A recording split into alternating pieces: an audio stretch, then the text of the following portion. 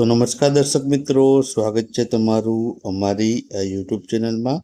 તો મિત્રો, તાજેતરમાં જ દાદા સાહેબ ફાળકે પુરસ્કાર 2025ની જાહેરાત કરી દેવામાં આવી છે. તો આ વિડીયોમાં આપણે છે દાદા સાહેબ ફાળકે પુરસ્કાર વિશેની માહિતી જોવાના છીએ. સાથે સાથે વર્ષ 2025માં જે છે દાદા સાહેબ ફાળકે પુરસ્કાર કોને એનાયત કરવામાં આવ્યો છે અને અન્ય માહિતી દાદા સાહેબ ફાળકે પુરસ્કાર વિશે જોવાના છીએ. તો વિડીયોમાં છે અંત સુધી બન્યા રહેજો અને વિડીયો પસંદ આવે તો વિડીયોને લાઈક કરજો અને વિડીયોને તમારા મિત્રો સાથે અવશ્ય શેર કરજો. તો ચાલો આપણે વિડીયોની શરૂઆત કરીએ. તો પહેલો પ્રશ્ન છે કે ભારતીય સિનેમાના પિતા તરીકે છે કોને ઓળખવામાં આવે છે? ઓપ્શન આપેલા છે અમિતાભ બચ્ચન, દાદા સાહેબ ફાળકે, પૃથ્વીરાજ કે દેવિકા રાણીને. તો મિત્રો, આમાં જવાબ આવશે તે આવશે ઓપ્શન બી આવશે. દાદા સાહેબ ફાળકે છે તેઓને ભારતીય સિનેમાના પિતા તરીકે છે ઓળખવામાં આવે છે. ત્યારબાદ આગળનો પ્રશ્ન જોઈએ. તો આગળનો પ્રશ્ન છે દાદા સાહેબ ફાળકે એવોર્ડ આપવાની શરૂઆત ક્યારથી થઈ હતી? તો અહીં સાલ પૂછવામાં આવ્યું છે કે કઈ સાલથી છે દાદા સાહેબ ફાળકે પુરસ્કાર આપવામાં આવે છે. તો ઓપ્શન આપેલા છે 1969, 1998, 1975 કે 1980થી. તો આમાં જવાબ આવશે મિત્રો તે આવશે 1969થી છે દાદા સાહેબ ફાળકે પુરસ્કાર આપવાની શરૂઆત થઈ છે. મિત્રો, બાજુમાં તમે છે દાદા સાહેબ ફાળકે પુરસ્કાર એવોર્ડ છે જોઈ શકો છો. આ પ્રકારનો એવોર્ડ છે તે વિજેતાને આપવામાં આવતો હોય છે. ત્યારબાદ આગળનો પ્રશ્ન છે. આગળ મિત્રો, આ એવોર્ડ વિશે વધારે માહિતી જોઈએ તો આપણે જોયું તે મુજબ 1969માં છે આ એવોર્ડની શરૂઆત થઈ છે. પ્રથમ કોને આપવામાં આવ્યું છે? તો દેવિકા રાની છે તેને પ્રથમ 1969માં આ એવોર્ડ આપવામાં આવ્યો હતો. વિજેતાને મિત્રો છે 10 લાખ રૂપિયાનું રોકડ ઇનામ, ગોલ્ડન લોટસ મેડલ અને શાલ આપવામાં આવતી હોય છે. આ ઉપરાંત કયા મંત્રાલય દ્વારા આપવામાં આવે છે? તો કેન્દ્રીય માહિતી અને પ્રસારણ મંત્રાલય દ્વારા છે આ દાદા સાહેબ ફાળકે પુરસ્કાર છે એનાયત કરવામાં આવતો હોય છે. આ પુરસ્કારની મિત્રો સ્થાપના 1969માં ભારતીય સિનેમાના પિતામહ એવા દાદા સાહેબ ફાળકે છે તેઓની 100મી જન્મ જયંતિના ભાગરૂપે છે આની શરૂઆત છે તે કરવામાં આવી હતી. ત્યારબાદ આગળ મિત્રો હવે પ્રશ્ન જોઈએ. તો આગળનો પ્રશ્ન છે કે દાદા સાહેબ ફાળકે એવોર્ડ કયા મંત્રાલય દ્વારા છે આપવામાં આવે છે? તો અહીં મંત્રાલય પૂછવામાં આવ્યું છે. તો ઓપ્શન આપેલા છે સંસ્કૃત મંત્રાલય, ગૃહ મંત્રાલય, રમત ગમત મંત્રાલય કે માહિતી અને પ્રસારણ મંત્રાલય. તો આમાં જવાબ આવશે મિત્રો તે આવશે ઓપ્શન ડી આવશે. માહિતી અને પ્રસારણ મંત્રાલય છે તેમના હેઠળ આ એવોર્ડ છે જે છે આપવામાં આવતો હોય છે. તેમના દ્વારા છે આ દાદા સાહેબ ફાળકે એવોર્ડ એનાયત કરવામાં આવતો હોય છે. ત્યારબાદ આગળનો પ્રશ્ન આપણે જોઈએ.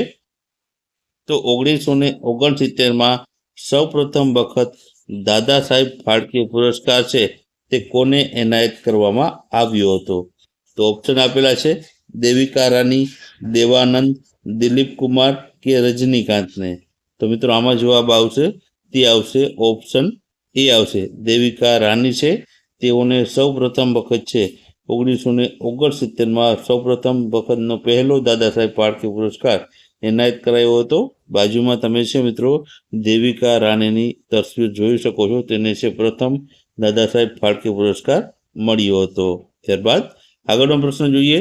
તો આગળનો પ્રશ્ન છે દાદા સાહેબ ફાળકે એવોર્ડમાં છે તે શું આપવામાં આવે છે? તો ઓપ્શન આપેલા છે તેમાંથી આપણે જવાબની વાત કરીએ તો મિત્રો આમાં જવાબ આવશે તે આવશે ઓપ્શન ડી આવશે. બધાને યોગ્ય, બધા આપેલા બધા યોગ્ય. તો બધામાં મિત્રો યોગ્યમાં આપણે જોઈએ તો સુવર્ણ કમળ છે, એક શાલ આપવામાં આવે છે, એક સુવર્ણ કમળ, શાલ અને 10 લાખ રૂપિયા. એટલે કે ઉપરના 3 વસ્તુ છે આ દાદા સાહેબ ફાળકે એવોર્ડ વિજેતાને છે આપવામાં આવતા હોય છે. ત્યારબાદ આગળ વાત કરીએ પ્રશ્નની.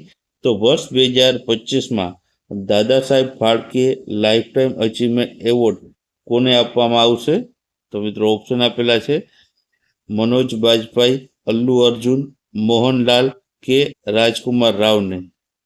તો મિત્રો આમાં જવાબ આવશે તે આવશે ઓપ્શન સી આવશે મોહનલાલ છે તેઓને 2025માં દાદા Saheb Phalke lifetime achievement award એનાયત કરવામાં આવશે.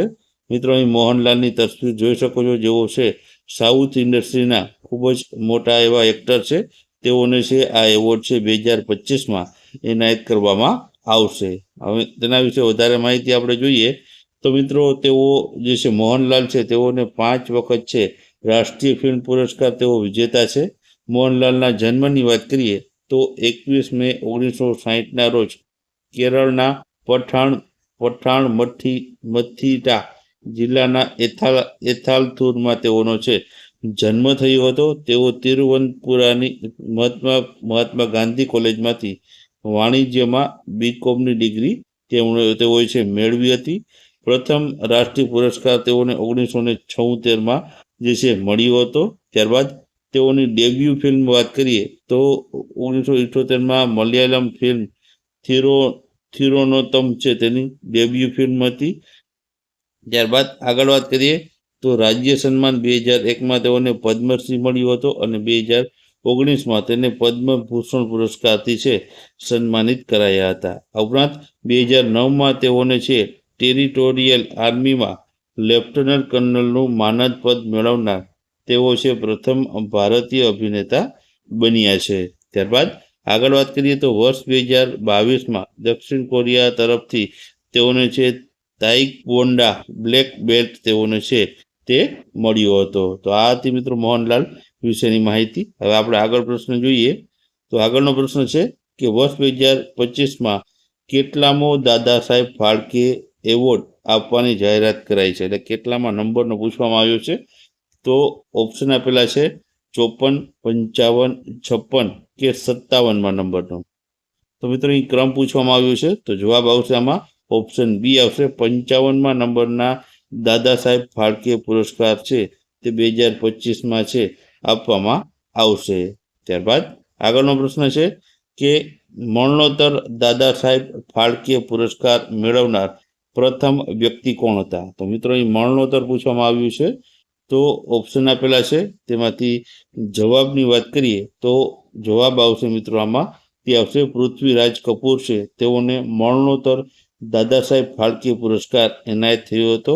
બાજુમાં તમે છે પૃથ્વીરાજ કપૂરની તસવીર જોઈ શકો છો, જેઓને આ મરણોત્તર જે છે દાદા સાહેબ ફાળકે પુરસ્કાર મળ્યો છે.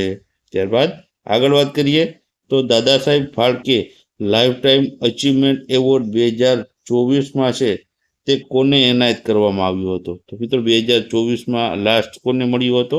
તો ઓપ્શન આપેલા છે આશા પારેખ, મિથુન ચક્રવર્તી, રજનીકાંત કે અપર્ણા બાલામુરલીને. તો આમાં જવાબ આવશે મિત્રો તે આવશે ઓપ્શન બી આવશે મિથુન ચક્રવર્તીને છે 2024માં છે મિત્રો આ દાદા Saheb Phalke lifetime achievement પુરસ્કાર છે એનાયત કરવામાં આવ્યો હતો. ત્યારબાદ આગળ વાત કરીએ તો દાદા સાહેબ ફાળકેની પ્રથમ ફિલ્મ કઈ હતી? ઓપ્શન આપેલા છે રાજા હરિશ્ચંદ્ર, સત્યવાન સાવિત્રી, લંકા દહન કે શ્રી કૃષ્ણ જન્મ. તો મિત્રો આ પ્રશ્નનો જે જવાબ છે તે તમારે કોમેન્ટમાં જણાવવાનો છે કે દાદા સાહેબ ફાળકે છે પ્રથમ ફિલ્મ છે તેઓએ કઈ બનાવી હતી, તેની પ્રથમ ફિલ્મ કઈ છે તે તમારે છે આ ઓપ્શનમાંથી જે છે કયો આવશે જવાબ તે તમારે કોમેન્ટમાં જણાવવાનો છે.